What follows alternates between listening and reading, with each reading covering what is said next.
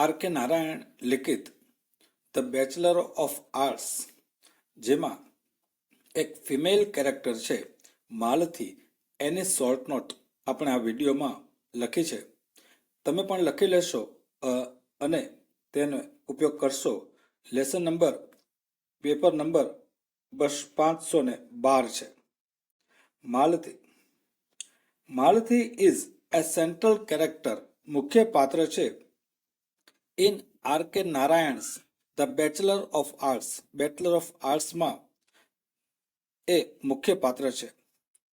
ધો unseen for most of the story. આખી સ્ટોરીમાં એ પ્રત્યક્ષ ક્યારેય પણ સામે નથી આવતા, છતાં પણ એક મુખ્ય પાત્ર છે. She is a beautiful young woman. ખૂબ જ યુવાન સ્ત્રી છે. ઓફ 15 વર્ષની છે. વુ કેપ્ચર્સ, જે લઈ લે છે, ધ હાર્ટ ઓફ ધ પ્રોટોગોનિસ્ટ, જે હીરો છે નાટકનો, ડ્રામાનો, એનો એ હાર્ટ લઈ લે છે ચંદ્રનનું. મુખ્ય પાત્રનું નામ ચંદ્રન છે અને તેનું ધ્યાન આ માલતી તરફ ખૂબ જ આકર્ષાય છે. She is only 15 years old અને આખા નાટકમાં એ અનસીન છે, ક્યારેય દેખાતી નથી. અને આર.કે. નારાયણ દ્વારા ધ બેચલર ઓફ આર્ટ્સ બહુ ઇન્ટરેસ્ટિંગ છે, એનું એક પાત્ર છે. ચંદ્રન્સ એટ્રેક્શન, ચંદ્રનનું આકર્ષણ વિથ માલતી બ્લોઝમ્સ, એ ખીલી ઉઠે છે. ઇન્ટુ પેશન, એમાં આવેશમાં આવી જાય છે, ખૂબ પ્રેમમાં પડી જાય છે, એકદમ એટ્રેક્ટ થઈ જાય છે ચંદ્રન માલતી સામે. હી ઇમેજીસ, એવી કલ્પના કરે છે, એ ફ્યુચર વિથ હર. ચંદ્રન એવી કલ્પના કરવા માંડે છે કે તેનું ભવિષ્ય પણ તેની સાથે જ છે. બટ સોશિયલ લિમિટેશન્સ, સામાજિક મર્યાદાઓ, પોઝ, રોકી આપે છે, એ ચેલેન્જ, એ પડકારને રોકી દે છે. સામાજિક સમસ્યાઓને કારણે તેઓ એકબીજાને મળી શકે તેવું લાગતું નથી. માલતીસ પેરેન્ટ્સ, તેના માતા પિતા રિજેક્ટ, અસ્વીકાર કરે છે ચંદ્રન્સ મેરેજ, એના મેરેજને ના પાડે છે.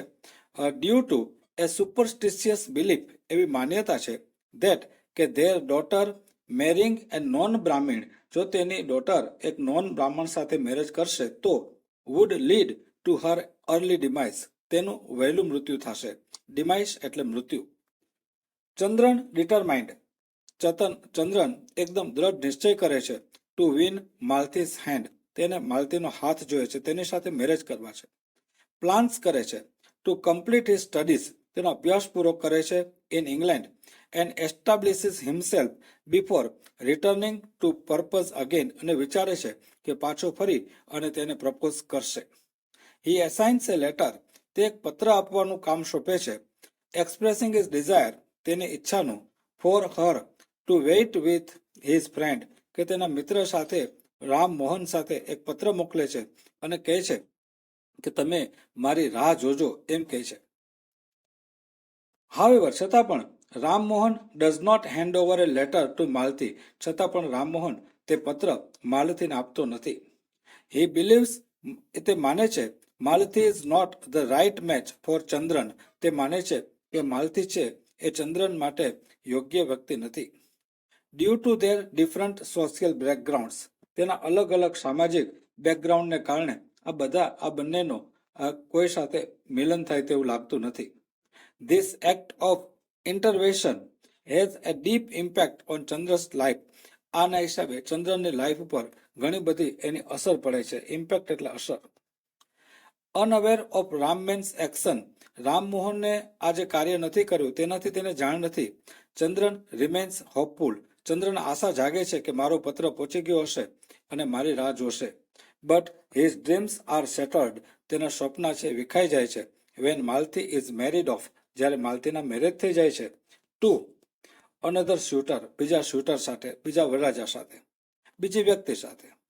ફિલિંગ હેલ્પલેસ, અસહાય ફીલ કરીને, and disappointed by social norms, સમાજના નિયમોથી અસહાય બની, નિરાશ બનીને ચંદ્રન રિબેલ્સ, બળવો કરે છે, અગેન્સ્ટ ટ્રેડિશન, એ પરંપરા સામે બળવો કરે છે, અને લીવ્સ હોમ, ઘરેથી પણ ભાગી જાય છે. Malti though absent from most of the narrative, મોટાભાગના વર્ણનમાં એ ક્યારેય આવતી નથી, છતાં પણ serves as a substance of Chandran's growth, ચંદ્રના વિકાસમાં તેનો એક ભાગ છે. હર પ્રેઝન્સ રિફ્લેક્ટ્સ, તેની હાજરી પ્રતિબિંબ પાડે છે his desire for love and future, ભવિષ્ય માટે. But her absence due to social pressure pushes him towards self discovery. પણ સોશિયલ જે પ્રેશર છે, સમાજનું દબાણ છે, તેના કારણે તેને દૂર રહેવું પડે છે. એન્ડ બ્રેક ફ્રોમ એગ્રીમેન્ટ, અને એ પોતે એગ્રીમેન્ટમાં એની સાથે સહમત થઈ શકતી નથી. આપણે આગળનો અભ્યાસ આના પછીના વિડીયોમાં કરીએ. ફરી મળીએ છીએ નેક્સ્ટ વિડીયોમાં. આભાર. Thank you very much.